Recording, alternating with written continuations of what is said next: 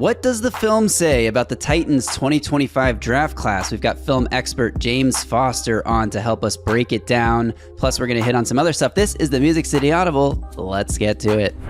Welcome everyone to another episode of the Music City Audible podcast presented by Broadway Sports Media in partnership with 440 Sports and presented by Sinkers Beverages, the premier wine, spirits, and beer store in East Nashville. More on Sinkers in a bit when we do I'll Drink to That. Justin, we got James Foster on today. You and I have shared our thoughts on the draft class. We instant reacted to Cam Ward and the day 2 picks. We went through the day 3 picks one by one on a podcast not too long ago, and we even touched on the day 2 picks and day 1 pick in that show as well, draft grades, so go back if you missed it and check that one out. But today we've got an outsider's opinion coming in to sort of, agree with a lot of what we said, maybe some disagreement with how he sees some of these picks. How's it going, Justin? Doing well. Yeah, it was exciting to bring James Foster on, friend of the show, talk about this draft class because, we're going to spend a couple weeks talking about it because there's A, let's be honest, not a whole else to talk about. And B, Titans have the number 1 pick, so this is really exciting.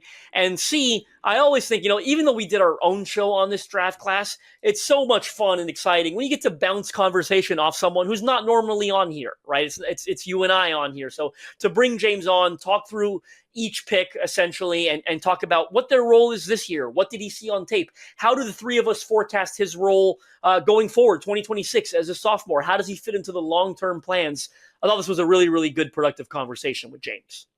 Yeah, and you mentioned that we're going to talk a lot about this draft class. The Titans have finally announced their offseason dates. Rookie minicamp will take place next Friday, May 9th, and Saturday, May 10th. Then the Titans will get into the on-field portion of OTAs at the end of May, May 27th, 28th, May 30th, June 2nd, June 3rd, and June 5th. And they will finally close things up with mandatory minicamp June 10th through 12th. So we have, the days to look forward to, all the Twitter clips of Cam Ward throwing to Aya Manor and Xavier Restrepo and all the guys we're excited to see actually on the field. Those clips will be coming soon. I do wonder if we're going to get some Instagram stories of Cam Ward throwing with Titans rookie receivers or veteran receivers before May 9th, just, organizing stuff on his own because he's been known to do that in his college days. So we'll find out soon here, but I'm really excited to see these guys take the field May 9th. And before we get there, we're going to talk about this draft class with James. We're not going to touch on Cam Ward because we've talked plenty of Cam Ward. We all kind of agree on what we see Cam Ward being this year for the Titans as a rookie. Later this offseason, we'll get into some rookie projections and what we expect out of him in his rookie season. I'm putting together a video where I'm sort of detailing what I think Brian Callahan is going to build as the main offensive pillars, the schematic pillars for this offense based on what Cam Ward did well in college. So we'll hit on Cam Ward, in the coming weeks. And actually, Justin, you're going to hit on him on Titan Size, I believe, early next week, talking about, you had a chance to speak to Coach Eric Morris, currently the head coach at North Texas and the former head coach at Incarnate Word, the one guy out of all of NCAA recruiting, the one guy who identified something in Cam Ward. I'm really looking forward to reading that piece that you're putting together. Yeah, thank you. And he ends up bringing Cam Ward to Washington State with him as well, right? So no one, I think, is more well-equipped to talk Cam Ward. And I had a lengthy conversation with Coach Eric Morris. You've got to read the piece already. You gave it your stamp of approval. It's pretty long. It's about another 1,500 word, firsthand reporting, if you will. We're going to talk about Coach Morris, build a narrative of, what he was when he came in, what he became, personality, attitude, concepts he likes in the offense, how he picked up the system, how he developed, took steps forward, leadership things like I had a lot of fun with Coach Eric Morris, and I think you guys are going to absolutely love this article. It's going to drop early next week, so by the time you watch this, you'll probably be about 24 to 48 hours away from it going live. I'm targeting early Monday morning because I'm old school. I love to drop a piece like that early Monday. That's the goal. It's pretty much done, so hopefully that comes to fruition. And I'm going to pull some clips from your conversation with Eric Morris for my Cam Ward offense video. So a lot of synergy going on there. Justin, before we get to James and these day 2 and 3 rookies for the Titans, let's hit I'll Drink to That, brought to you by Sinkers Beverages. And what I'm drinking to today, Justin, is something that maybe it's breaking news, maybe it's not breaking news. Warren Moon hinted when in Cam Ward's introductory press conference, when Warren Moon hands over the number 1 jersey and gives Cam Ward permission to unretire essentially Warren Moon's number, he hinted at the Titans getting new uniforms soon. Well, Warren Moon is down at Churchill Downs for the Kentucky Derby this weekend, where Kay Adams' show Up in Adams is filming live, and she had Warren Moon on, and he made what I would call a definitive breaking news announcement. Let's listen to it. Warren, fans think new uniforms are coming. As someone who is very well dressed and plugged into the organization, as one is. The Tennessee Titans have new uniforms coming, a whole new set. And I've seen glimpses of them. But it's not the Houston Oilers jersey. Thoughts? Yeah, I mean, look, Warren Moon essentially let the cat out the bag at the Cam Ward press conference when he said, the Oilers will never be worn again and, something similar is in the works. Whatever he said, he let the cat out the bag then. I appreciate him trying to backtrack here, but he didn't play DB. He played quarterback. That first answer initially, he was like, "We'll never say never." Then Kay Adams, as the expert that she is, she's very good at what she does. She pushed him on it, and he just said, screw, threw his hands in the air and said, "Yes, they've got new uniforms coming." We essentially knew it from, again, he let the cat out the bag very accidentally at the Cam Ward presser, but he's going to confirm it now. Exciting. I'll admit, I think in the beginning, as biased fans tend to do, I think we all kind of defended this initial redesign when it came out. I like it. People don't like it. The general consensus around the league, if you're not a Titans fan especially, is it's really bad. And let's be honest, them redesigning already. I mean, when's the last time a team goes through a redesign this quickly? It's not that common. Bucks? It happens. The Seahawks? It's not that common, right? Like, you're admitting failure and defeat on the redesign. I mean, no one moves on from a jersey 3-4 years after the fact if they love them, right? And if it's a huge success. It's been 7 years. It's been 7 already in these new uniforms. Wow, longer than I remember. Geez, feels like it just happened. But either way, I'm going to stick with what I said. I think you're admitting failure and admitting defeat on the initial redesign. But it's okay. You can always fix something. Now's the time. And I would imagine, this takes some time. You're going to get into that. But like 2027, new stadium, perfect time to launch a new uniform. I imagine they're going to play in these, of course, for 2025, maybe again in 2026. I think you align it with the new stadium. And based on what he said it in it's not the Houston Oilers, but when he talked about it in the Cam Ward presser, he kind of alluded to it's similar-ish enough that they'll never need to wear the Oilers again. That was my takeaway from that. So that excites me because if they can get something permanently going that's not the Oilers, but incorporates similar color schemes and finds a way to pay homage to it, that's the jersey they should be wearing every week. Yeah, I think it's probably going to be Oilers color scheme with current Titans logos and branding, and that sounds like a really exciting design. Yeah, you talked about the timeline there.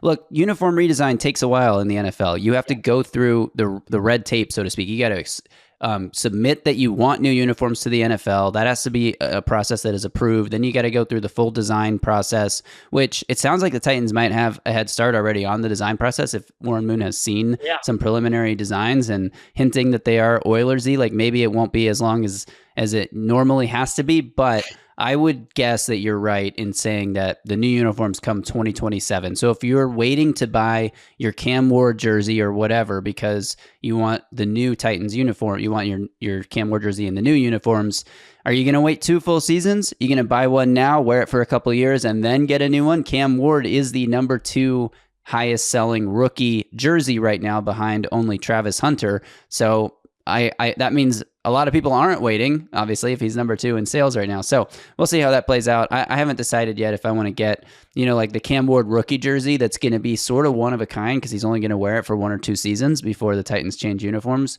But at the same time, I hate the number font, particularly the number 1 in this jersey font looks horrible. So I'm probably going to wait to get my own Cam Ward jersey. I'm going to try to find in between. Like, I wish I could get something Cam Ward Titans themed that's not a jersey. Like, one of those companies like Hang 10, if they release a dope Cam Ward hoodie or a Cam Ward t-shirt, that might be my in between, where I might not get a jersey, but I don't want to wait 2-3 years to get something Cam Ward themed.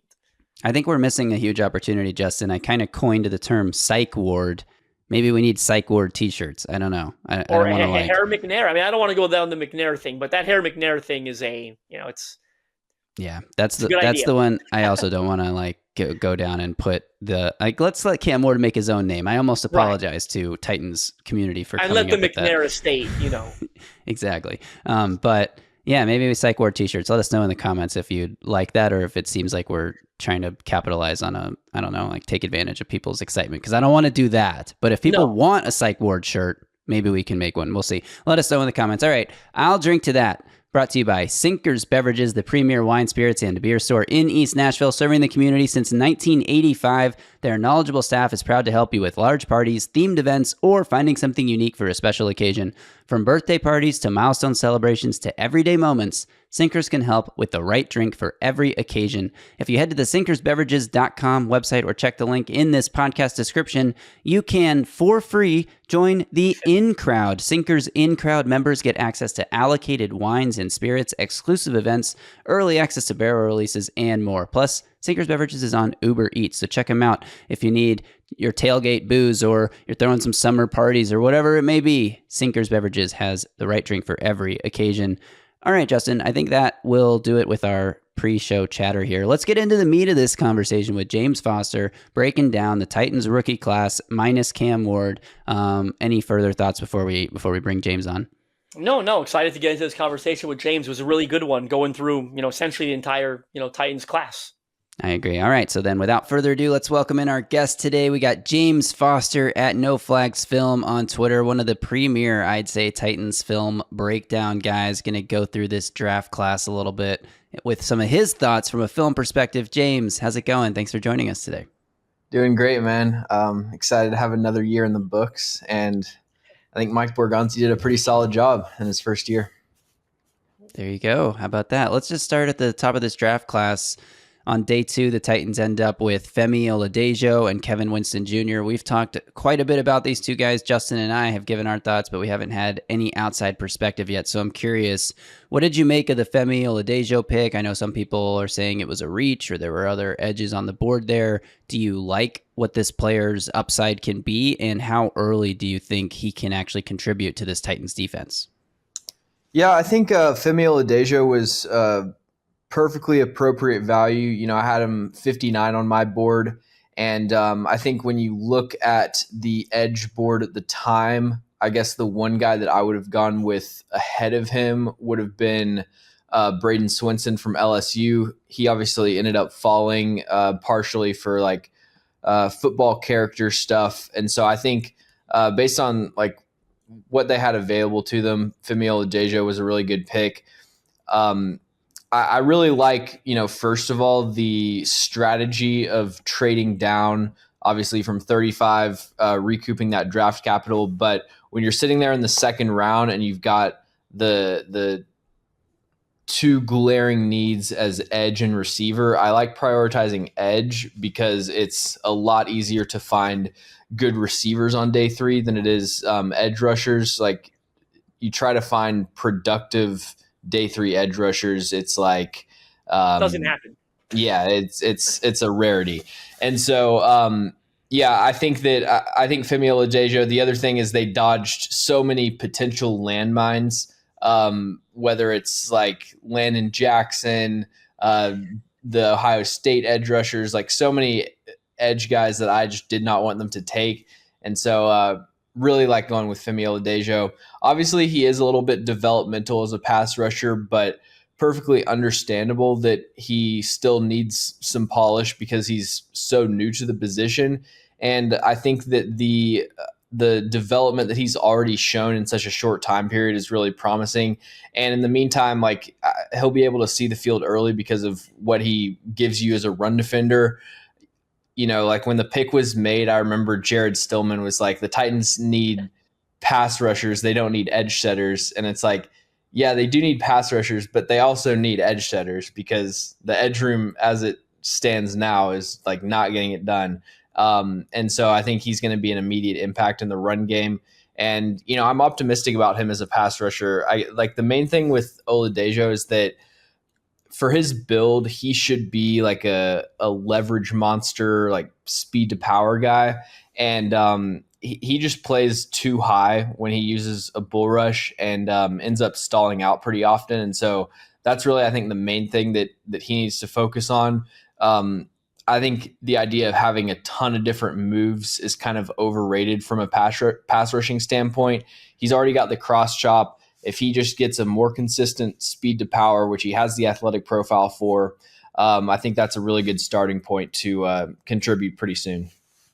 Graver, I want to say a couple things there, if you don't mind, because you remember I had said on a couple episodes ago, like you always prioritize edge because they go early, right? Like they do not go late. You don't find good pass rushers late in the draft. And not only do they not have pass rushers at the top of their depth chart, I don't think they've got great run stoppers either. Like Draymond Jones struggled to stop the run in Seattle last year. I mean, Seattle were a disaster stopping the run until they revamped the off-ball linebacker spot by bringing in Ernest Jones and promoting Tyrese Knight. So they don't have great run stoppers either at the top of that depth chart. So he'll definitely contribute right away.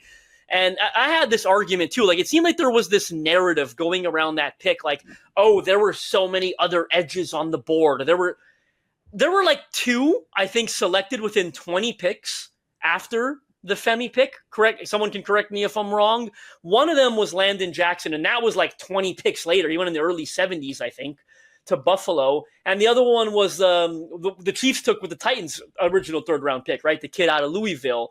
When I look at Landon Jackson, you talked about a landmine. Like I had this argument with another Titans fan. I see a scenario where Landon Jackson might, and you might not even be willing to concede this, but like might have a slightly higher floor than Femi. Like I'll be shocked if he's totally terrible, but I think Femi has a significantly higher upside. Like I see Landon Jackson as probably just being an okay rotational guy. I don't think he's going to be a consistent sack artist. He's going to be an okay number 3, number 4 rotational edge that's going to get you 5 sacks a year and maybe be all right on early downs too. That might be a higher floor than what Femi gives you, but there's significantly higher upside with Femi. Yeah, I guess I would see their floors as pretty similar. And, Landon Jackson, obviously the way that he was used kind of limited his production playing so much 4-eye. So got to give him, some grace there. But yeah, I mean, comparing them, I think Femi's a better athlete. I think that he just has a lot more projectable traits to the NFL. Ashton Gelati, though, for the Chiefs, he's actually probably the one that I would have taken. 66 overall. He was my guy in this class. But yeah, I mean, and then you look at how they were able to add pass catchers on day 3, it kind of like proves the point as far as, where you should value both of the positions. Yeah, talking about Winston, Kevin Winston Jr., who Graver brought up at the latter half of the initial question. Curious to get your thoughts, Jabes. 15 career starts, so not a lot of experience.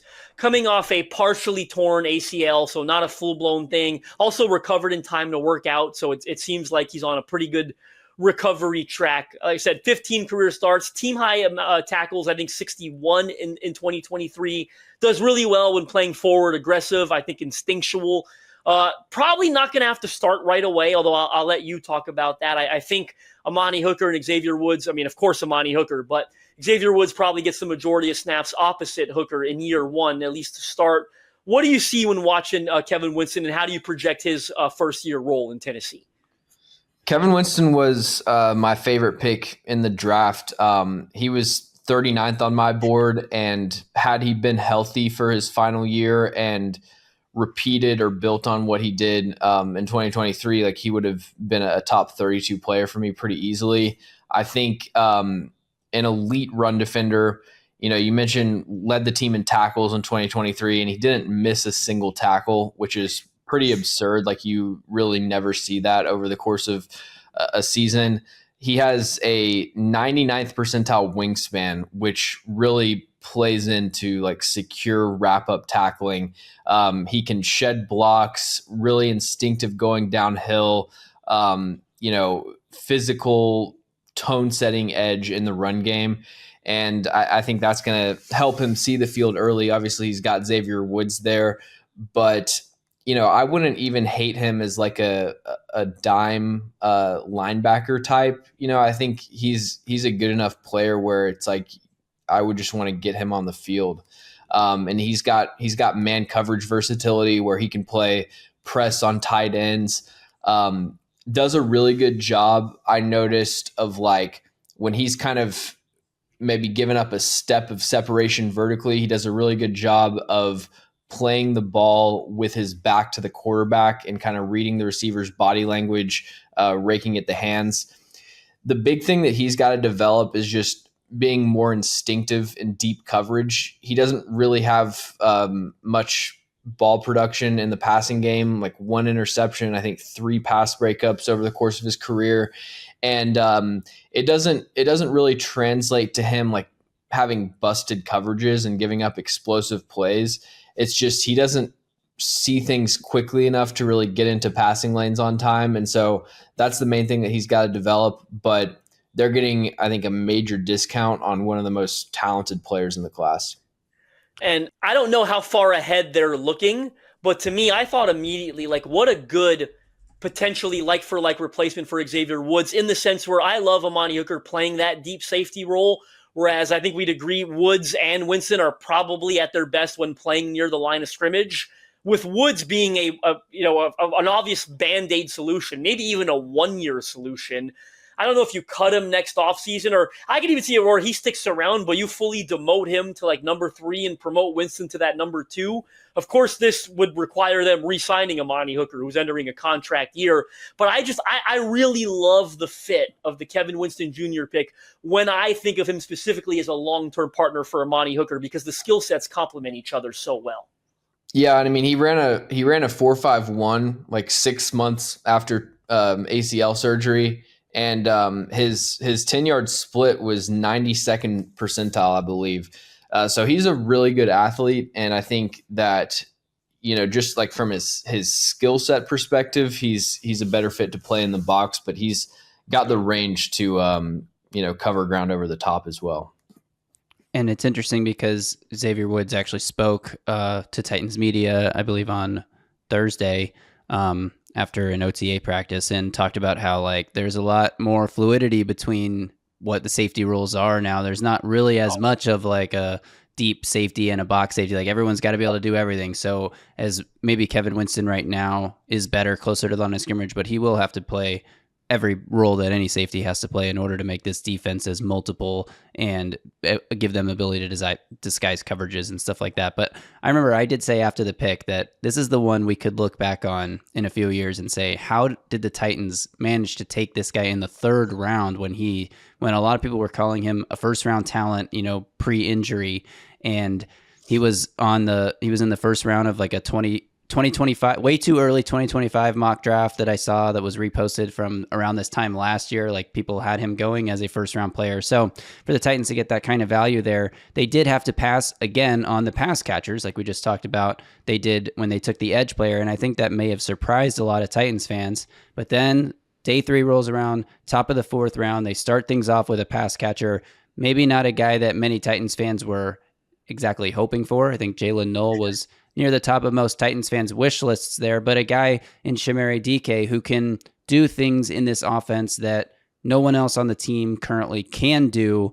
The ability to run those deep crosser routes, adjust on the fly to different coverages to find the right open space with a lot of speed. They get Gunnar Helm with the next pick in the 4th round, another guy who's going to help out in the passing game and just give some more juice to the tight end room overall. And then they get what a lot of people, including PFF and Trevor Sikkema, PFF, and people are calling the steal of day 3 in Alec Ayomanor, who, Trevor Sikkema said on Thursday that he could be, or on Friday, that he could be the Titans' number 2 receiver this year. So, James, what do you make of the pass catchers, maybe as a group here, that they were able to add on day 3 roles this year? Are any of these guys going to be every down players by the end of their rookie season? And maybe I would say Ayomanor probably has the clearest path just because of the lack of true X players on this roster. But what do you make of this group of pass catchers they were able to add? Yeah, it's a really good haul with a different combination of skill sets. I think just adds a lot of juice to their receiving room that was lacking it before the draft. DK is like my comp for him was Nelson Aguilar. I think field stretching speed, like you said, the deep overs, runs a lot of like corner posts. The biggest thing with him is just the drop issues, 11% drop rate. But I like his change of direction ability, his linear athleticism, and then gives really good effort as a run blocker, which I think will be important because you've kind of got Calvin Ridley locked in at Z. And I think DK's clearest spot to seeing the field would be as the slot. And that's kind of the position where at least I would prioritize run blocking the most. So yeah, that it was a reach on my board, but I think it was kind of within the range of where he should have gone on like early day 3. And so I've got no problem with it, especially combined with the Alec Manor pick. Now, I don't think it was like as crazy of a steal as some other people. I kind of thought he was one of the more overrated players heading into the draft. Like I had him 99 on my board, but to get him at 136, like I still think is really good value. I agree. I think he's probably the front runner to be the Titans starting X, at least by like week, say middle of the season. Once you like pick up the playbook and everything. I think he's a player whose highlights are a little bit more impressive than like his down to down tape is, because, you see really dominant flashes of like wins at the catch point and stuff, but the overall ball skills I think are really lacking.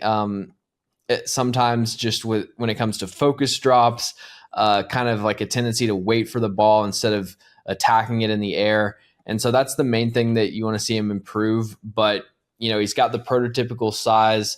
I think good speed and explosiveness for his size.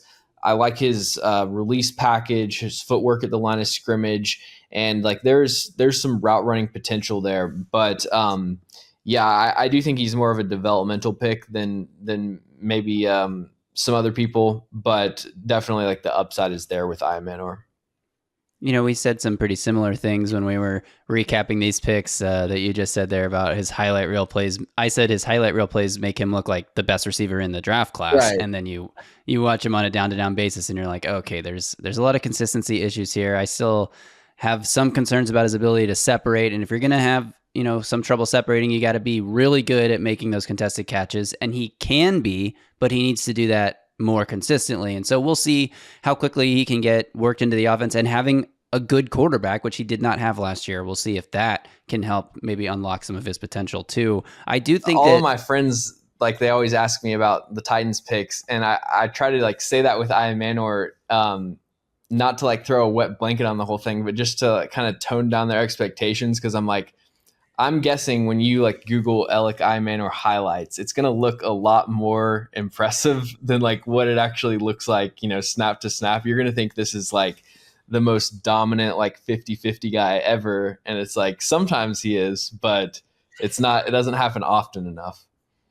Exactly. I do think he's going to have a role this season. I think DK's going to have a role this season as well. You compare him to Nelson Aguilar, which might give some Titans fans like cold shivers, but Nelson Aguilar was a first-round pick. This is a fourth-round pick. Nelson Aguilar is like a starting caliber receiver that has had he's probably on his third contract right now. Like if you get that in the fourth round, that's a slam dunk pick.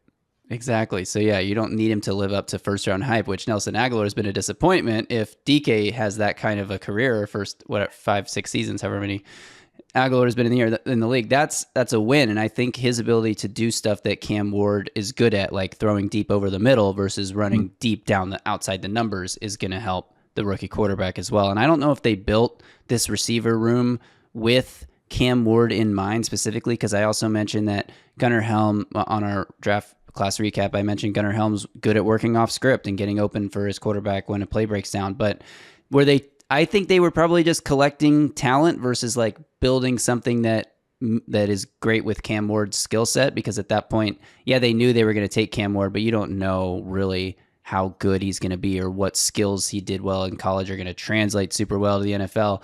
But I do think coincidentally, they kind of did build a team around Cam Ward that does kind of match up with what he does well. Do you think that happened on purpose, or am I crazy?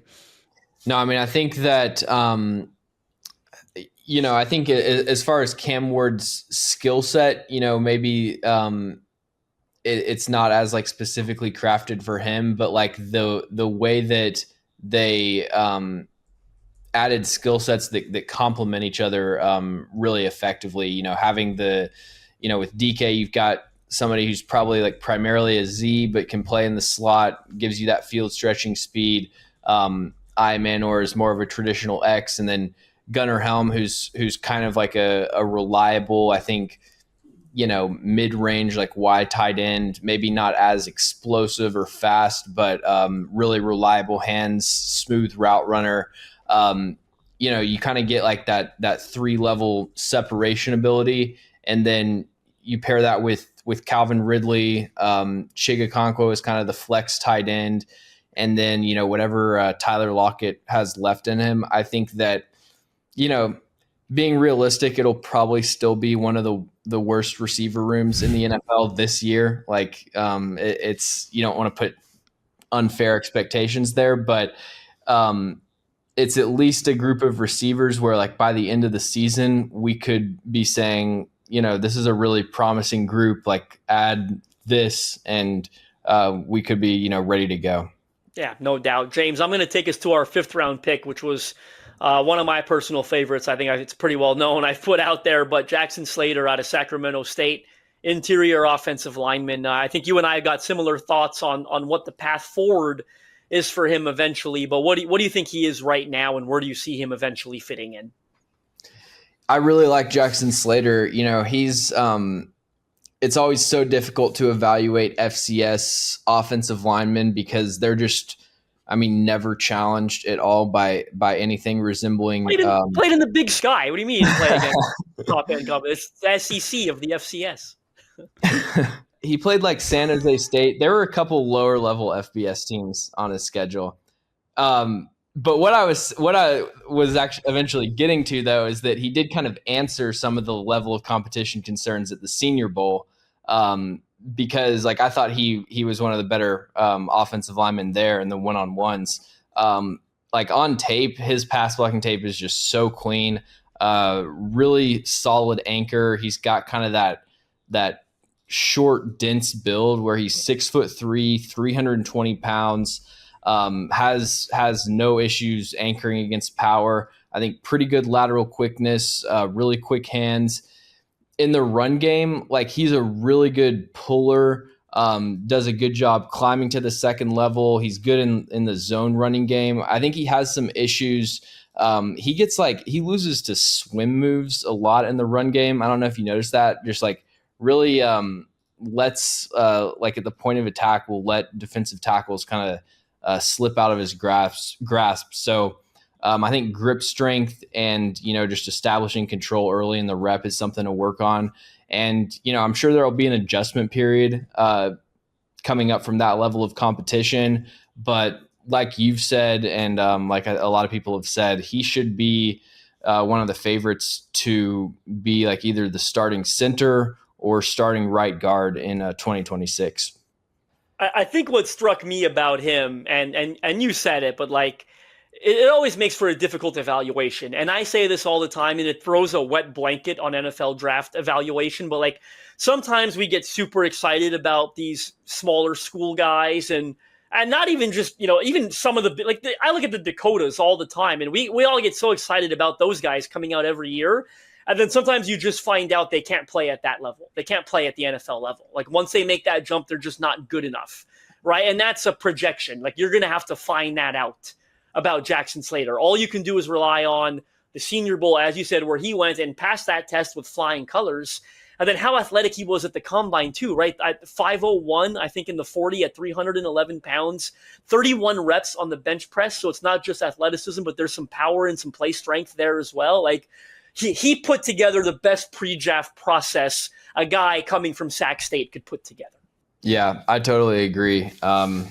I think that, some people were disappointed in the lack of investment in the offensive line, but I really think they invested in an appropriate amount, especially when you consider like being able to get a future starting safety, 3 pass catchers, an edge rusher, and then you come back with I think one of the better value swings on offensive line in the 5th round. And he's going to be a future starter, like whether it's at center or right guard. If for example, if Lloyd Cushenberry works out and he's here for a couple more years, then you kind of know what your starting 5 is going to be for the next 2-3 years, because then it's just an easy Slater slotting into right guard. Now, if Cushenberry doesn't work out, you'll got to find one more interior starter, because obviously, Kevin's not going to be here very long based on his age. But, Jackson's going to plug into one of those spots. I just can't say enough about this pick. Yeah, I think that's accurate. And I'm going to ask James as we wrap this up how many future starters he thinks the Titans gathered in this draft class. So James, be thinking about that. But first, we're going to talk about the round 6 picks. Marcus Harris, the cornerback who transferred to Cal and entered the draft from there. And then Kalel Mullings, the running back out of Michigan who took Donovan Edwards' job last season. What did you make of the day 6 value they got here, positions they addressed? I mean, we all talked about, I think, throughout the pre-draft process that they were probably going to add a corner at some point. We knew Brian Callahan wanted to add a bigger power back at some point. They do it with their last 2 picks. What did you think of these 2 guys? I thought they were okay picks. They were both a little bit earlier than I had them ranked. Marcus Harris, like, you see the elite recovery speed. I think good change of direction skills. He kind of just gets turned around and like crossed up by route fakes pretty easily, especially in off coverage, which like the Titans, I'm pretty sure led the NFL in quarters coverage rate. So like he's going to be spending a lot of time, playing from depth, reading the receiver's stem. And he kind of just, like I said, just gets crossed up. I think when he gets like rocker steps or hesitation or whatever at the top of the route. So, for a 24-year-old player, like he's got the natural talent, just has to become more instinctive in single coverage, I think. But a lot of experience, a lot of production. So don't hate that as secondary depth with, I think, some inside outside versatility. And then Kalel Mullings, I kind of thought was just like a one-dimensional, like straight ahead power back. He's got very little experience. Like I think this was really his first year playing running back full time. He was a converted linebacker, so I think the vision probably will improve. I didn't really see much, dynamic like wiggle in the open field, but he does have good power and I think good straight line speed for his size. So it definitely gives them an element in the running back room that they're missing, and I think will probably be the RB3. So, they're 6th round picks. I'm never going to really complain about that, but not players that I'm, have like super high hopes for or anything. So, someone in the league texted me after that pick and said the Titans drafted Hassan Haskins again. Yeah. I thought it was hilarious. I mean, some similarities in terms of a one-speed runner, right? Like just kind of one speed between the tackles kind of guy. I feel like I like Kalel Mullings a little bit better than Hassan Haskins, honestly. Marcus Harris, I mean, I don't want to keep this short, but Marcus Harris, I feel like probably ends up backing up Roger McCreary at nickel. And I think they might have been looking for something like that because I think Darrell Baker's your primary backup corner, probably, going to be an outside guy behind Jarvis Brownlee and L'Jarius Sneed. I feel like they see Marcus Harris being like, CB5 primarily reserve nickel and special teams, obviously. Yeah. And I think that's the value that Mullings brings too, is as a converted linebacker, like you can kind of trust him on a kick coverage, punt coverage unit to go down and be a more sure tackler than like a traditional guy who's only played running back his whole life. So I like anyone they had on special teams last year. That too. And I think Mullings, when I talk about what their role is going to be in 2025, as much as we all like Tajay Spears, he has not proven capable of playing a 17-game season.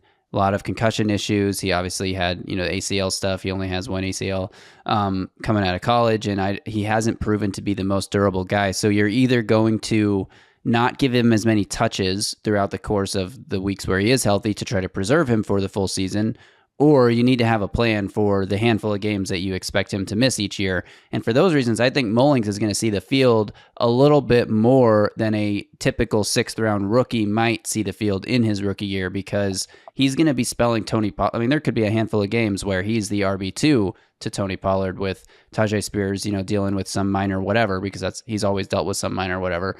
And then, playing on special teams. So I really like the Mullings pick. I could see him being a guy that's like, okay, it's 3rd and short. We bring Mullings into the backfield. We're at our own 30-yard line, and suddenly he's popped through the line of scrimmage and he's broken off a 40-yard run before he's chased down from behind. And it's like, this guy has some ability to create that kind of play. I mean, based on I don't think what he's going 40 yards before he gets chased from behind. Come on, go watch the USC Michigan game. This dude, like, I know he's not the fastest and he doesn't have super high top end speed, but he is instinctive. I feel like running, like creating angles to avoid the chase down as he runs downfield. I always say, if you can do it against a Lincoln Riley defense, you can do it against anybody. Well, no, Mullings is a tough player to evaluate because he has like 2 really good games where he looked like a day 2 pick. And then I think had to have averaged like less than 3 yards a carry over the second half of the season, it felt like. Because he was getting so many stacked boxes because of Michigan's offense where they just had no passing game and kind of like just played in 12 and 13 personnel, and he's just like running into a brick wall. So it is, not the most conducive situation to like big gains, but like, you do see some like decent breakaway speed in those early season performances. And Graver, we're getting long-winded here, so I don't want to. But if you think Khalil Mullings' pick puts pressure, let's say, on a Tajay Spears to stay healthy, and I hate saying this when it relates to health, but I think the bigger narrative in this is Gunnar Helm, I think, puts a lot of pressure on Josh Wiley to stay healthy, because Josh Wiley has not been healthy throughout his time. And I think there's some similarities there where Wiley can play Y, right, as inline, so can Gunnar Helm. Like, it's not a Chig pick, in my opinion. Gunnar Helm isn't. I think Gunnar Helm's a Josh Wiley thing. And again, new regime, they know this guy's got concussion history. I think Gunnar Helm spends maybe quite a bit of time as tight end too this year. What about the Xavier Restrepo Mason Kinsey battle? Oh. Restrepo puts pressure on Mason Kinsey. Absolutely. I think Restrepo ends Mason Kinsey's Titans career here, and maybe he'll latch on with somebody else's practice squad. You gotta bring him back on the practice squad. Come on, you gotta. I want Mason Kinsey to go to the practice squad for 13 years. I want to be a 13-year. It's gonna be like, have you guys seen that Key and Peele sketch with the acapella group? Yes. Yes. Yeah, that's what it's gonna be with Restrepo and Mason Kinsey. This is, man, the whites are about to go head-to-head in training camp for the Titans. All right, James, let's wrap this up by, I told you I was going to ask you, how many starters, future start, not 2025, but like career long for the majority of their career starters, do you think the Titans grab from this class? And, obviously, 3 or 4 would be considered a success. If Cam Ward is a franchise quarterback and you get 2, it's maybe considered a success, but how many do you see from this group? And we'll exclude Cam Ward from the conversation since we haven't talked about him yet either. Okay, excluding Cam Ward. So I think Cam Ward should be included. I think that's okay, stupid. including Cam Ward. There we go. I think Cam Ward should be included. It's a starter, right? Like, I know we didn't talk about him, but it's still talking about the starters they get. We know he's a starter. Like, how many of these projection guys do we see being starters? Okay. I'm just gonna include Cam Ward. I'm gonna say 4, including Cam Ward. So Ward, Oladejo, Kevin Winston, and then I'm going to say one of the 3 pass catchers, just to like be conservative, knowing the Titans' history with day 3 receivers. I'm going to say one of them carves out a starting role. I think my best guess would be Iamanor. And then I do see a realistic path for Jackson Slater, but if like gun to my head, it's hard to, be too confident in a 5th round pick, FCS offensive lineman. So I'll say 4, which I think, like you said, would be a really successful class. Yeah, I think that's fair. I think it's fair to have reservations there and question and say 4, naming the 4, but knowing like Slater could be in and Femi or Winston could be out or whatever. So I think that works. Any final questions for James, Justin, or should we let him go since it's been 35 minutes? No, I think that does it. I think it's interesting because I'm like, I lean like, Cam Ward, Kevin Winston for sure. I'm pretty confident in Femi. I'm going to exclude Gunnar Helm because like he might be a starter in, 2 tight end sets, but I think we're all fairly confident he's never going to be like a high end one, right? So, number 1 tight end. So I feel confident that, he'll be all right, but it'd be great if it's Cam Ward, Kevin Winston, if you can get that out of Femi, and then one of the receivers, and Jackson's like 4.5, 5. 5 would be just ridiculous, right? You're talking about an outstanding class if it's 5. But here's see how I think by 2026, you probably have at least 3 or 4 that enter that offseason in every down role. So that'll be interesting. You're gonna have to be patient with it because a lot of them aren't going to be in that this year. Even Kevin Winston, probably not, right? So you got to be patient before evaluating this class. I think by the end of 2026, you'll have a pretty good feel for where they're at. Yeah, I agree with that. All right, James, thanks so much for your time. We'll have to get you back on here soon, but appreciate it. Have a good one. Yeah, man. Thank you for having me. All right. Thanks again to James Foster for his time and insights there. I do agree, sort of 3 to 4, maybe 5, if you're lucky, starters come out of this class, and some role players, maybe a couple busts, because that's what happens in a draft class. And I will remind everyone again, not to throw cold water on all the excitement, but most draft picks do suck. That's just the way it goes. Most of them end up not being anything. But if you can find Nelson Aguilar in the 4th round, sign me up. And Titans, you're trying to, I know this is a first-year GM, but you're just looking to build a foundation, right? Like last year's class, even though, Rand Carthon, it's one to build on. Titans got 3 starters in last year's class. Instant, J.C. Latham, Jarvis Brownlee, and Tavondre Sweat. So if you can get another 3-4 starters out of this class, that's how you start rebuilding this roster, by landing that many quality starters in each draft class.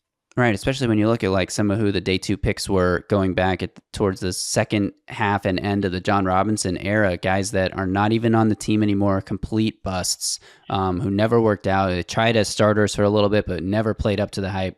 And you talk about that foundation, like they've hit us over the head with this so many times, so much so that Paul Kaharski wrote an article about how much they targeted guys who love football. And Paul's point was like, loving football doesn't necessarily mean that they're going to be good players, and that the previous regimes also spent time targeting guys who loved football and then still ended up drafting players like Isaiah Wilson, who clearly did not love football. So that is a consideration, a realism thing to keep in the back of your mind. But I like the approach of targeting guys who love football. And we talked about, Brendan Swinson in there, who fell to the 5th round, where the Patriots scooped him up because there were concerns about how much he liked football. And he was a projected, day 2 pick that fell all the way to round 5 for that reason. So I like what the Titans did. We've said it before. We like their approach to this class, and we will wait to see how it all plays out on the field. Any last words for this week, Justin? 3 pods this week. It's pretty good for us. I think maybe as the offseason slows down, we might go to a 2-pod a week schedule again, but we'll see. We'll see what, we're going to get on here and react to stuff as it happens. So we'll see what happens. As long as there's exciting stuff to talk about, we'll be on here. So we got some good stuff coming next week. Like I said, I've got the article on Titan Sized on Cam Ward with Coach Eric Morris. I'm working on another one that I'm really excited about that's very similar. That's going to be a bit long-winded on one of the Titans draft picks. I've got some exclusive insider access to a really cool story that I want to tell. You've got the video coming here about crafting an offense around Cam Ward. So a lot of good stuff coming. Then rookie minicamp, I'm sure we're going to have some fun stuff to talk about there in about a week from now. So some good stuff coming your guys' way. Absolutely. All right. Thanks to everyone for tuning in. Be sure you are subscribed to the channel, the Music City Audible podcast. Justin, I keep looking at this one number here on our channel, which is the amount of watch time, percent of views that are coming from subscribers versus people who are not subscribed. And right now, 63.9% of our views over the last 28 days are coming from people who are not subscribed to the channel. So if you're watching our videos, we really appreciate you tuning in, but hit that subscribe button. It really helps the channel grow. We appreciate you guys, and drop a comment below. Remember, let us know what you think of this draft class, but more importantly, let us know if you want a Psych Ward t-shirt, and maybe we'll work on a design. I can't promise anything, but just let us know. We're pulling. It's like a straw poll, or what do they call it when they're market research or something? I don't know. I'm not a marketing expert, but let us know if you want a Psych Ward t-shirt, and we'll maybe cook something up. All right, that'll do it. Thanks again. You were the Psych Ward after your struggle with English language there. When I think about what I'm going to say, it comes out a lot more naturally than when I'm just improvising on the fly. But anyway, yes, thanks everyone for tuning in. Thanks also to Sinkers Beverages. We'll be back next week with more Titans content, I guess is the best way to put it. Until then, y'all stay safe out there.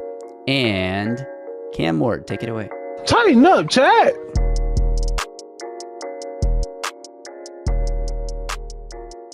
a Broadway sports media production.